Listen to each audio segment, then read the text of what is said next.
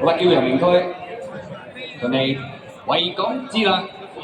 幸運有利，剩翻4匹馬。好啦，今轉貴人，再入閘，擂台等，家燕高升，剩翻2匹，分別係美麗第一同埋魔術控制，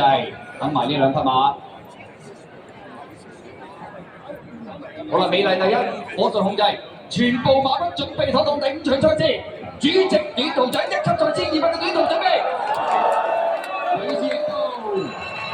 好嚟到開閘嘅時候，前面快入家燕高升應聲彈出嚟，隔離拍住佢仲係幸運有利啊！中間賢者無敵搶啦，出邊維港智能最出眾嘅隻魔術控制啊！內欄呢就永進劍豪啊，馬林中間粉紅袖呢仲有隻美麗第一啊，外邊係可賓池啦，尾5位置就係呢隻李健夢境啊，地城係金鑽貴人啊，後邊3匹馬野田冰峰咧、賢德之君咧，暫時殿後係驕陽名區嚟㗎。好啦，咁轉緊彎喎，前面魔術控制隻鐵蘭放嘅，第2位有維港智能啊，內欄第3隻賢者無敵啊，第4位合火奔馳啊，第5位咧埋邊咧仲有榮進劍豪啦，響出邊咧仲有呢隻嘅家燕高升啊，後多層啊嘛，美麗第一啦，馬林中間咧仲有李健夢境啦，再後邊啊嘛，黃衫隻金鑽貴人掟出去大外檔嗰邊咧就幸運有利啊，最後直路前面透出嘅嘛，魔術控制啊，中間維港智能追緊佢，後邊。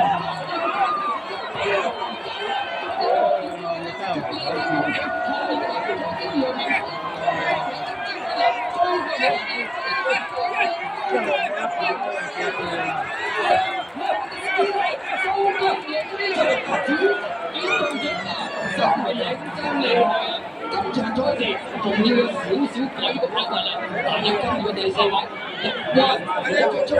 啊！而今場賽事直落已經贏晒3場噶啦喎。首先係7年紀念短途區，再嚟攻下咗女王年紀念區，嚟到今場主席短途獎成功，咁啊真係3年全軍，成為3冠短途王，4個字形容佢實至名歸。第2短途馬王啦，家燕高升贏短場。